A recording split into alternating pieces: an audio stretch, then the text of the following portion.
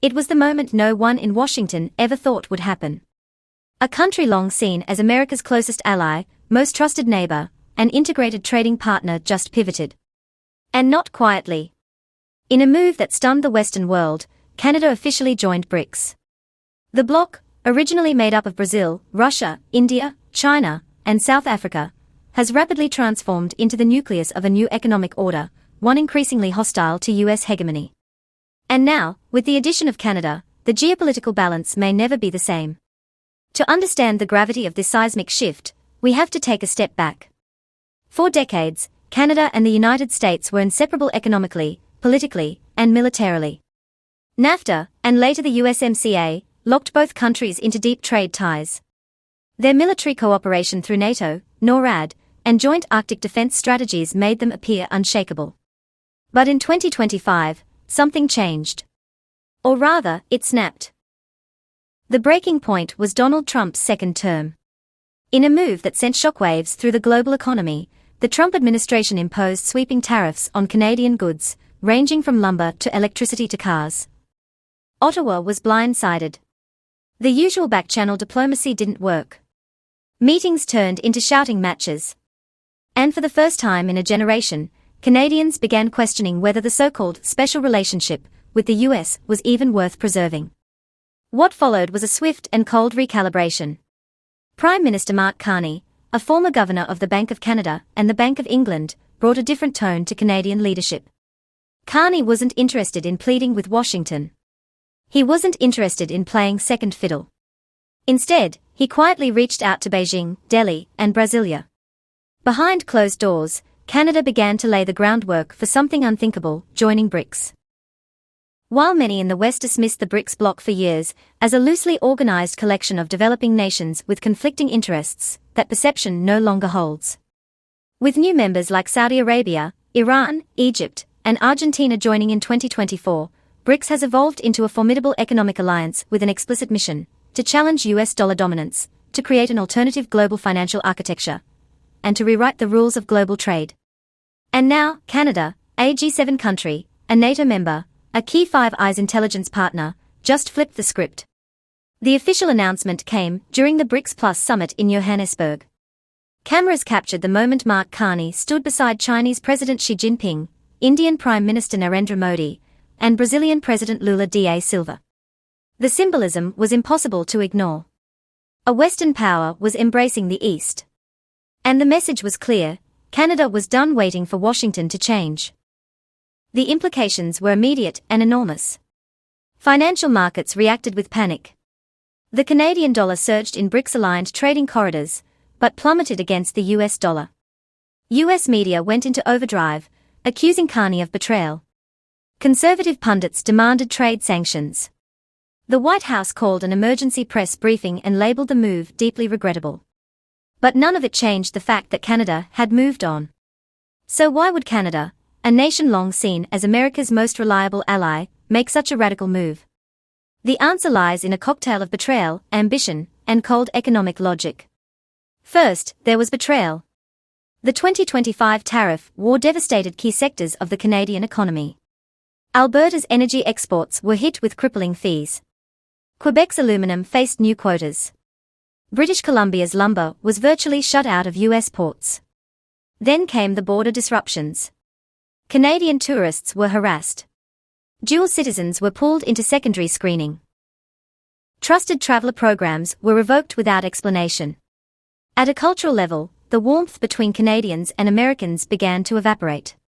Polls showed a record low percentage of Canadians saying they had a favourable view of the US.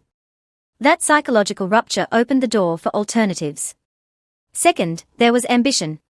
Canada has long lived in the shadow of American dominance. But with its vast natural resources, educated population, and access to the Arctic, Canada saw an opportunity to become a bridge between the Western and Eastern worlds. By joining BRICS, Canada gains direct access to non-dollar-denominated trade deals, massive infrastructure investment via the New Development Bank, and favorable energy partnerships with India and China.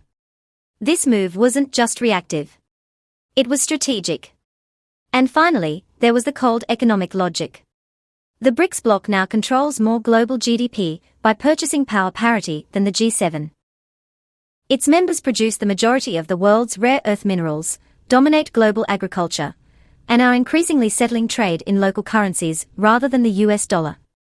For a Canadian economy battered by US protectionism and overexposed to dollar-based trade, diversifying wasn't just smart, it was essential. Of course, the consequences are still unfolding. The United States has already signaled its intent to retaliate. In Congress, hawks are calling for the cancellation of USMCA. Defense analysts warn that Canada may be expelled from the Five Eyes intelligence alliance. There's talk of moving NORAD operations exclusively to US control. Some are even demanding sanctions on Canadian banks that participate in BRICS currency transactions. But Ottawa appears unmoved. In fact, Canadian officials have begun rolling out new policy frameworks to deepen BRICS integration. The Bank of Canada is launching a pilot program to explore interoperability with the BRICS digital currency platform. A new energy export agreement with India bypasses the US dollar entirely. And in a symbolic gesture that stunned NATO officials, Canada skipped a scheduled joint military exercise in Eastern Europe to attend a BRICS infrastructure summit in Rio. Public opinion in Canada remains sharply divided. Younger Canadians, especially those in major cities like Vancouver and Toronto, largely support the pivot. They see the US as a declining empire gripped by internal chaos.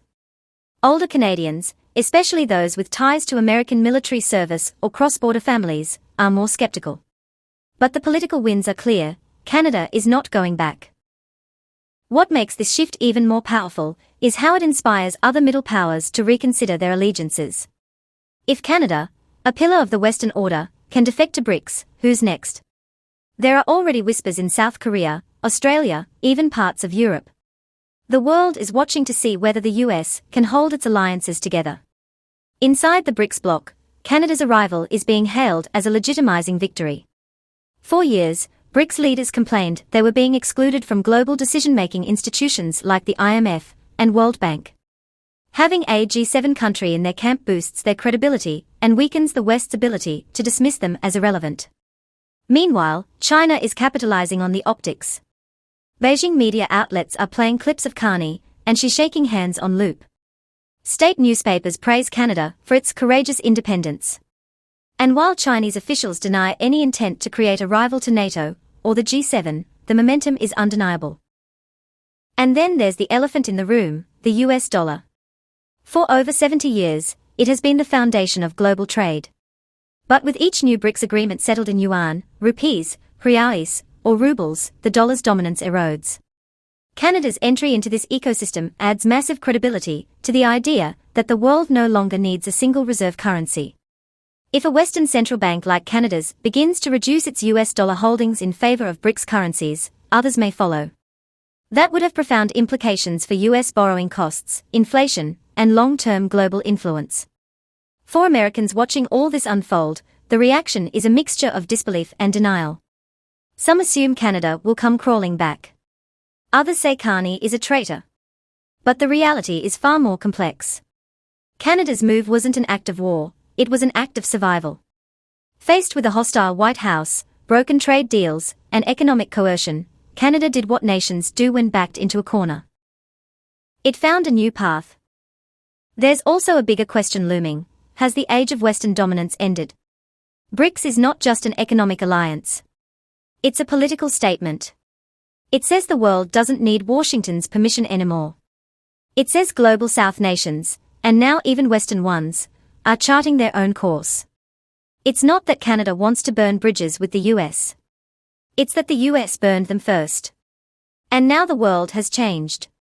So what happens next? Will Canada be punished? Will BRICS grow stronger with other G7 defectors?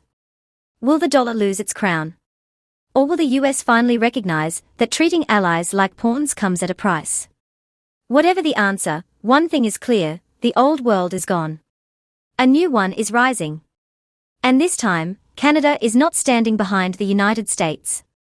It's standing beside the rest of the world.